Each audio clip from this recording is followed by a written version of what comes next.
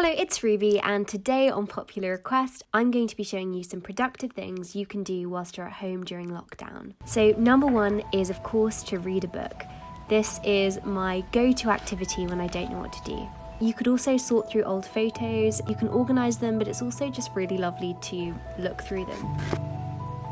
Learn a new word. There are so many websites where you can find random new words to add to your vocabulary. Make a list of the revision methods that work best for you. This is a really good thing to reflect on, and you can carry it through with you into the academic year next year. Write a story. How often do we have the time to just write creatively for the fun of it? You might also want to organise your stationery, organise your desk.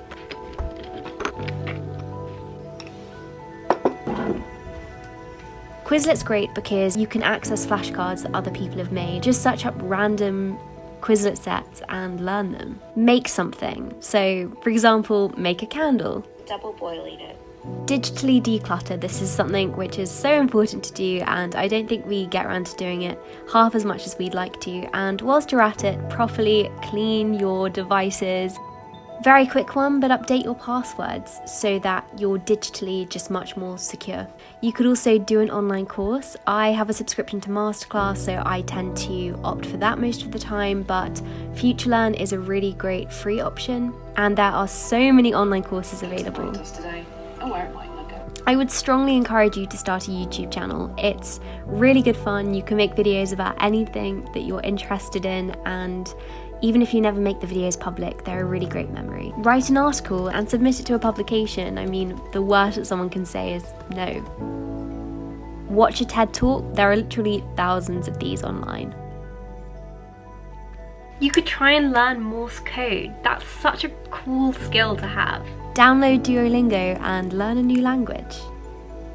Maybe learn how to do a new hairstyle. This quarantine, I really want to finally learn how to do French braids because I still can't do them. You might also want to learn calligraphy.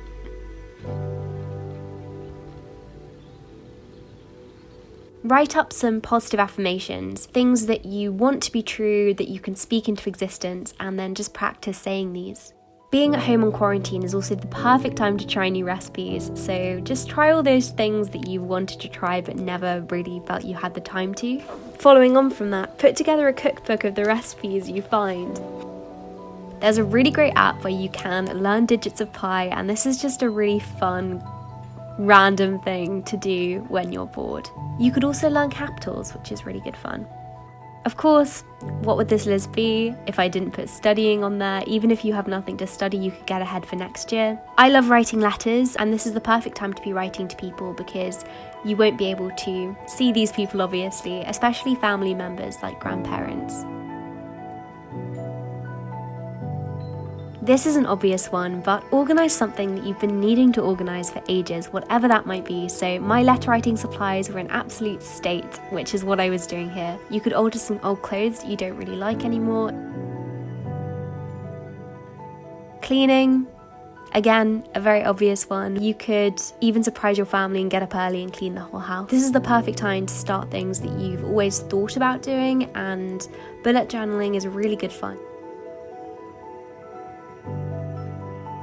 This is linked back to cooking, but bake a loaf of bread. Do a workout.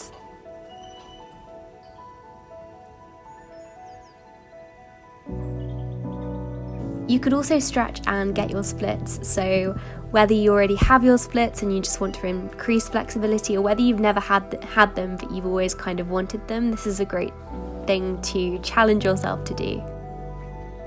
I also really like gymnastics, so I'm going to say learn a new gymnastics move, but you could adapt this to whatever sport you like doing. So for example, you might challenge yourself to get a new personal best at running, do a crossword, a codeword, a sudoku puzzle, just some kind of mind game.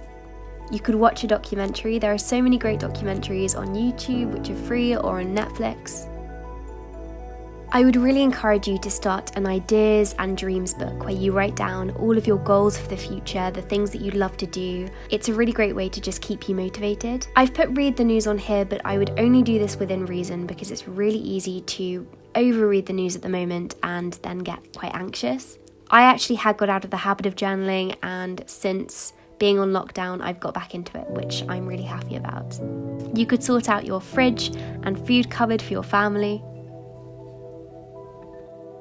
You might want to write a poem. I also used to love writing poems in Spanish. It can be really fun to write a poem in a language which isn't your first language. You could learn a new instrument if you happen to have an instrument around the house.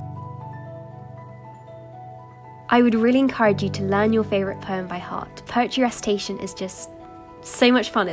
I love having my favourite poems at the tip of my tongue. You could make a new morning and evening routine for yourself, so plan out how you want your perfect ideal morning and night to look, and then you can implement this into your daily routine. I would really encourage you to learn to speed read. This is a really vital skill to have. Find random sentences and see if you can make coherent anagrams from them. Also see if you can make an anagram from your own name, which is a really fun, cool thing to do. Look online and see if you can find some new artists and just think about their work. Even if you can't go to a physical gallery, you can definitely virtually experience art, even if it's not quite the same. You could do maths problems just for fun. Yes, this clip is a really old one from when I was doing a GCSE paper. This is also a really great time to get all of your papers in order, so any loose papers you have lying around the house, make sure they're sorted and they have a home. You could also learn sign language. This particular video is Jack's video from the StudyTube Project. If you're looking to learn some new things over the lockdown period, which I assume you are if you've clicked on this video, then I would definitely recommend this channel. Basically, myself and 17 other StudyTubers have come together to create daily educational content. So I uploaded a video last week all about the dash. The dash is quite possibly the most elegant piece of punctuation there is. I will leave that link down below if you're interested. Thank you so much for watching today's video. I hope that it was useful and I hope that you have a productive week.